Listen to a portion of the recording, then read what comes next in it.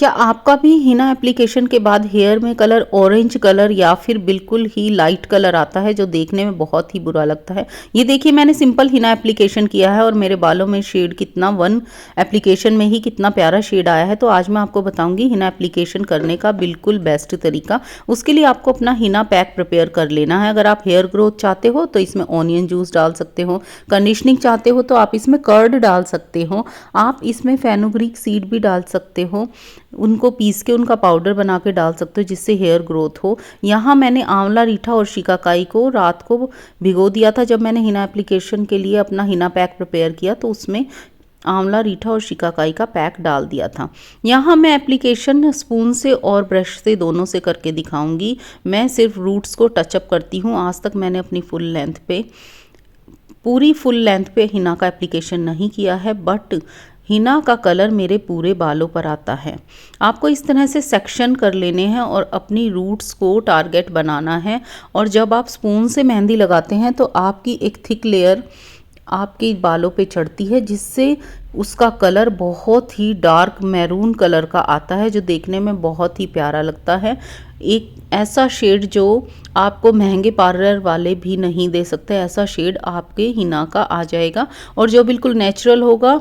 आपकी इची स्कैल्प है तो भी आप हिना का एप्लीकेशन कर सकते हैं। अब सवाल ये उठता है हमें कितने दिनों बाद मेहंदी लगानी चाहिए। अगर आप सिर्फ कंडीशनिंग के लिए लगा रहे हैं तो 4 हफ्तों में आप एक बार मेहंदी लगा सकते हैं। अगर आप कलर के लिए लगा रहे हैं तो आप अपनी नीड के अकॉर्डिंग 2 हफ्ते में एक बार लगा सकते हैं। आप 20 डेज में भी लगा सकते हैं।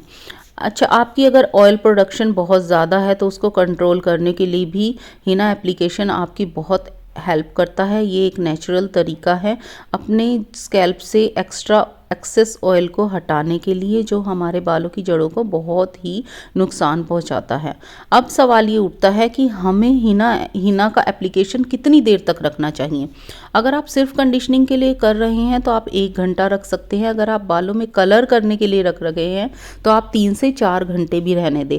अब विंटर सीजन चल रहा है तो आप 1.5 से 2 घंटे भी रख लेंगे तब भी आपका कलर आ जाएगा। यहाँ मैंने सिर्फ 1.5 से 2 घंटे में ही अपने इस हिना एप्लीकेशन किए हुए इस मास्क को हटा दिया था और मैंने शैम्पू भी कर दिया था, क्योंकि इससे अगर हम शैम्पू नहीं करते हैं तो हमारे बाल बहुत ही थिक हो जाते हैं, ड्राई हो जाते हैं और मुझे बार बार हेयर वॉश नहीं करना था तो मैंने आज ही शैम्पू कर लिया।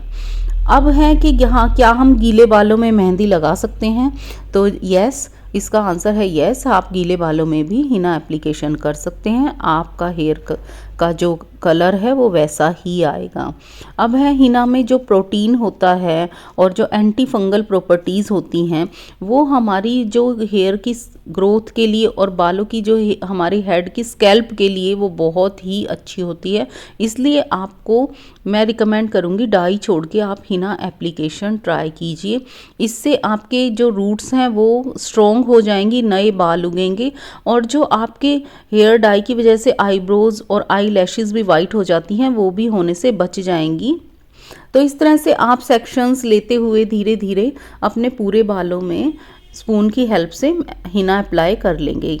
यहाँ मैं आपको ब्रश से भी हिना एप्लीकेशन करके दिखाऊंगी। मैं स्पून इसलिए रिकमेंड करती हूँ क्योंकि ज़्यादा क्वांटिटी में मेहंदी लगने से एक तो थिक लेयर लगती है, कलर अच्छा आता है, ज़्यादा देर तक टिकता है।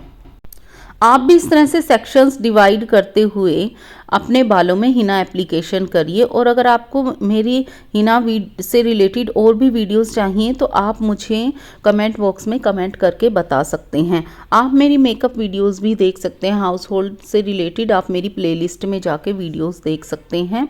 ये देखिए मैं सेक्शंस करते हुए इस तरह से हिना लगा लेती हूँ और आपको भी इस तरह से लगाना है। जो लोग बहुत ज़्यादा हिना लगाते हैं, पूरे बालों में लगाते हैं, वो तरीका भी बेस्ट है, बट मैं यहाँ पर सिर्फ उतना ही अप्लाई करती हूँ जितना मुझे रूट्स को कवर करना होता है। जब भी मेरे बालों में, ये देखिए यहाँ मैं ब्रश से आपको लगा के दिखा रही हूँ। ब्रश से जब हम मेहंदी लगाते हैं तो वो छोटे बालों के लिए बहुत ही अच्छी होती है ब्रश से लगाना। अगर आपके बाल हल्के हैं तो आप ब्रश से लगा सकते हैं, बट आपको अगर थिक लेयर लगानी है तो आप स्पून से ही लगाइएगा। इस तरह से सेक्शंस बनाते हुए हम अपने हिना को अप्लाई कर लेंगे, हिना एप्लीकेशन कर लेंगे। और यहाँ मैंने अभी अपने हाफ बालों में ही हिना का एप्लीकेशन किया है, अभी हाफ मेरे बाल रह गए हैं। अब मेहंदी की क्वांटिटी आपको कितनी लेनी है, आप अपनी लेंथ के अकॉर्डिंग अपनी क्वांटिटी डिसाइड कर सकते हैं।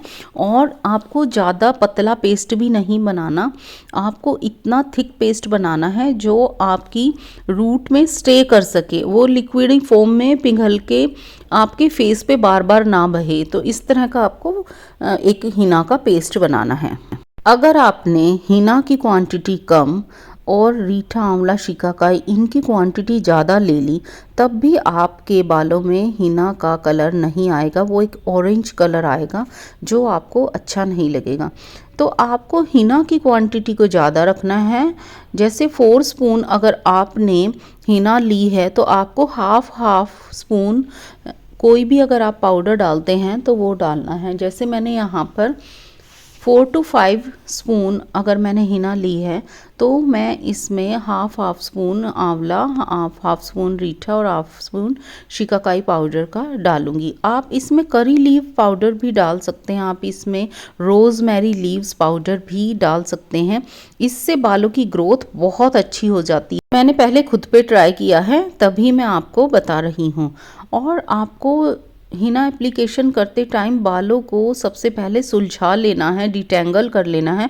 अदरवाइज़ जब आप हेयर वॉश करोगे तो आपकी जो जितनी भी टैंगल्स हैं, जितने भी उलझने हैं, उनमें आपकी मेहंदी फंस जाएगी और आपके हेयर अच्छे से क्लीन नहीं हो पाएंगे। हेयर अच्छे से क्लीन नहीं हो पाएंगे, उनमें से हिना अच्छे से नहीं निकल पाएगी अगर रूट्स में से, तो आपका फंगल इन्फेक्शन होने का डर रहता है और आपके बाल टूट सकते हैं। किसको हिना एप्लीकेशन नहीं करना चाहिए? अगर आपकी ऑलरेडी बिल्कुल ड्राई स्कैल्प है तो आप पहले पैच टेस्ट कर लीजिए, उसके बाद आप हिना का एप्लीकेशन कीजिए कि आपके बाल झड़ तो नहीं रहे हैं। सबकी स्कैल्प का अलग टेक्सचर होता है तो आपको पहले ट्राई कर लेना चाहिए। अदरवाइज़ हिना हमारी स्कैल्प के पीएच लेवल को बहुत ही अच्छे से मेंटेन करती है। अब है कि हमें हिना एप्लीकेशन करते टाइम कितनी उसको हिना को ड्राई कर लेना चाहिए या उसे गीला ही रहने देना चाहिए। तो ये देखिए इतनी क्वांटिटी में मैं ले रही हूँ। तो मैं इस सवाल का भी जवाब देती हूँ कि आपको हिना एप्लीकेशन करते टाइम उसको कवर कर लेना चाहिए, ड्राई बिल्कुल भी नहीं करना चाहिए, क्योंकि अगर हिना ड्राई हो जाएगी और जब आप उसको वॉश करोगे तो आपके बाल ज़्यादा टूटेंगे। और अगर आपके बाल टूट जाएंगे हिना से तो फिर आपके हिना एप्लीकेशन करने का बेनिफिट कुछ नहीं होगा, आपको इससे नुकसान ही होगा। तो आपको इन छोटी छोटी बातों का ध्यान रखना है। और आप किस तरह की हिना एप्लीकेशन की वीडियो देखना चाहते हो तो ये आप मुझे ज़रूर बताइएगा।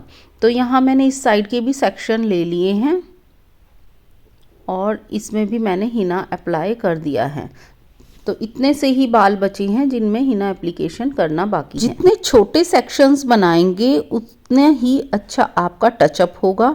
जितने स्मॉल सेक्शंस में आप बालों को डिवाइड करेंगे उतनी ही अच्छी आपकी रूट्स में हिना एप्लीकेशन हो पाएगा और एक आपको फुल कवरेज मिलेगा।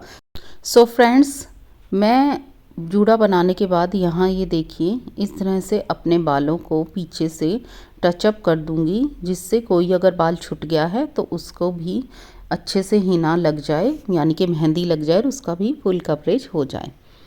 इस तरह से लगाने के बाद बची हुई मेहंदी को हम अपने जूड़े पे अप्लाई कर लेंगे। ये देखिए मैंने अच्छे से अपने बालों को कवर कर लिया है जिससे कोई भी ठंड ना लगे और मेरी मेहंदी सूखे ना।